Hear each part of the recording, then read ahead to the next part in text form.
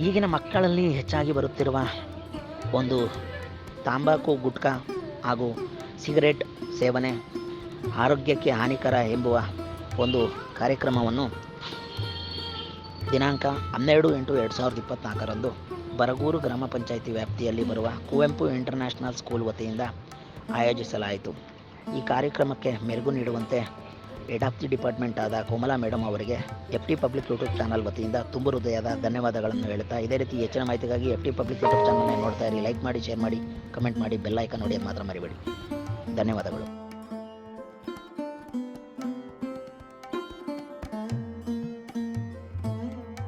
ಆತ್ಮೀಯ ಸ್ನೇಹಿತರೆ,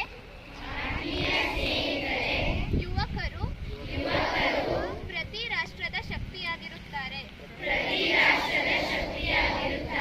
ಮತ್ತು ಯುವ ಶಕ್ತಿಯು ಸಮಾಜ ಮತ್ತು ದೇಶದ ಅಭಿವೃದ್ಧಿಯಲ್ಲಿ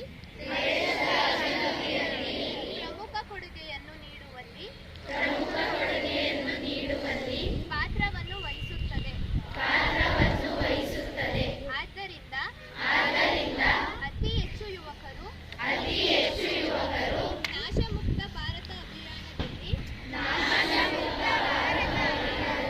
ಭಾಗವಹಿಸಿ ಕೊಡುಗೆ ನೀಡುವುದು ಬಹಳ ಮುಖ್ಯ. ದೇಶದ ಈ ಸವಾಲನ್ನು ಸ್ವೀಕರಿಸಿ ಇಂದು ನಾವು ನಾಶಮುಕ್ತ ಭಾರತ ಅಭಿಯಾನದ ಅಡಿಯಲ್ಲಿ ಒಂದಾಗುತ್ತಿದ್ದೇವೆ. ಅದು ಅನಾರೋಗ್ಯ. ಆರೋಗ್ಯ ಬೇಕು ಅಂದ್ರೆ ಇನ್ನೊಬ್ಬರ ಬಗ್ಗೆ ಒಳ್ಳೆ ಭಾವನೆಯನ್ನು ಹೊಂದೋದು, ಒಳ್ಳೆಯ ಗುಣಗಳನ್ನು ಅಳವಡಿಸ್ಕೊಳ್ಳೋದು, ಒಳ್ಳೆ ಹೃದಯವನ್ನ ಇಟ್ಕೊಳ್ಳೋದು, ಅದು ತೆಗೆದುಕೊಳ್ಳುವ ಆಹಾರ ಮೆಡಿಸಿನ್ಗಿಂತ ನೆಗೆಟಿವ್ ಪಾಸಿಟಿವ್ ಥಾಟು, ಅದಕ್ಕಿಂತ ಬೇರೆ ಆಹಾರ ಇಲ್ಲ, ಮಾತ್ರೆಗಳಿಲ್ಲ, ಟ್ರೀಟ್ಮೆಂಟ್ ಇಲ್ಲ, ಡಾಕ್ಟರ್ ಇಲ್ಲ. ನಾವು ಸುಸ್ಥಿತಿಯಲ್ಲಿ ಇರಬೇಕಾದ್ರೆ, ಸುಸ್ಥಿತಿಯಲ್ಲಿ ನಾವು ಬದುಕಬೇಕಾದ್ರೆ ನಮ್ಗಿರ್ಬೇಕಾಗಿರೋದು ಪಾಸಿಟಿವ್ ಥಿಂಕಿಂಗ್. ಕೇವಲ ವೈಯಕ್ತಿಕ ಅಲ್ಲ, ನನ್ನ ಜೊತೆ ಪರಿಸರನೂ ಚೆನ್ನಾಗಿರ್ಬೇಕು, ಅವರು ಚೆನ್ನಾಗಿರ್ಬೇಕು, ಇವರು ಚೆನ್ನಾಗಿರ್ಬೇಕು, ಎಲ್ಲ ನಗಾಡ್ತಾ ಇರಬೇಕು ಅನ್ನೋ ಮನೋಭಾವನೆ ಇಟ್ಟು ಆರೋಗ್ಯ ಹೆಂಗಿರುತ್ತೆ ಅಂದರೆ 60 ವರ್ಷ ಆದರೂ ನಿಮ್ಮ ಜೊತೆ ನಾನು ಓಡ್ತೀನಿ ಅಂದರೆ ನನಗದೇ ಇರೋದು.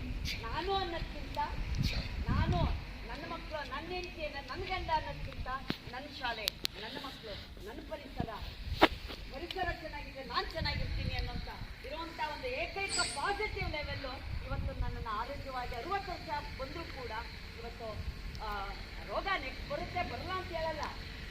ಇಲ್ಲಿವರೆಗೂ ದೇವರು ಕಾಪಾಡಿದ್ದಾನೆ ಅಂದರೆ ನನ್ನ ಪಾಸಿಟಿವ್ ಥಾಟ್. ನಿಮಗೋಸ್ಕರ ಎಷ್ಟು ತ್ಯಾಗ ಮಾಡ್ತೀನಿ, ಟೀಚರ್ಸ್ಗೆ ಎಷ್ಟು ತಿಳುವಳಿಕೆ ಕೊಡ್ತೀನಿ, ಟೀಚರ್ಸ್ಗೆಲ್ಲ ಈ ಥರ ಮಾಡೋ ಮಾತ್ರ ಹೇಳ್ತೀನಿ. ನೀವು ಅಂದರೆ ಅದನ್ನು ತಗೋತಾ ಇಲ್ಲ. ನಾನು ಹಿಂಗೆ ಮಾಡಬೇಕು, ಹಿಂಗೆ ಓದಬೇಕು, ನಾನು ಮೇಡಮ್ ಅಷ್ಟು ಚಲದಲ್ಲಿ ಎಲ್ಲ ಟೀಚರ್ಸ್ ಒಂದು ಚೆನ್ನಾಗಿ ಮಾಡ್ತಾರೆ, ನಾನು ಓದಬೇಕು ಅಂತ ನಿಮ್ಗೆ ಹೃದಯಕ್ಕೆ ಬರ್ತಾ ಇಲ್ಲ. ಮತ್ತು ಶಾಲೆ ಯಾಕೆ ನೆನೆಸ್ಬೇಕು ಅನ್ನೋ ಸಾರಿ ತುಂಬ ಮಾನಸಿಕವಾಗಿ ನೋವಾಗುತ್ತೆ. ಯಾಕೆ ಮಕ್ಕಳಲ್ಲಿ ಕೇಳ್ಬಿಟ್ಟು ಮನೆಯಲ್ಲೂ ತಿಳಿಯಲ್ಲ, ಒಂದು ಕ್ರಿಯೇಟಿವ್ ಬರ್ತಾ ಇಲ್ಲ, ಒಂದು ಮೆದುಳು ಬಿಡಿಸ್ಕೊಂಡು ಬರ್ತಾ ಇಲ್ಲ, ನಾನು ಮ್ಯಾಪ್ ಬಿಡಿಸ್ತಾ ಇಲ್ಲ, ಇನ್ನೂ ಸೋಷಿಯಲ್ ಮ್ಯಾಪ್ನ ಬಿಡಿಸ್ತಾ ಇಲ್ಲ. ಆ ಟ್ರಿಕ್ಸ್ ಎಲ್ಲ ಹೇಳ್ಕೊಟ್ಟು ಕೂಡ ಯಾರಿಗೋಸ್ಕರ ಗ್ರೂಪಿಗೆ ಹಾಕ್ತೀನಿ ನಾನು, ಯಾರಿಗೋಸ್ಕರ ಮಾಡ್ತೀವಿ ನಾವು?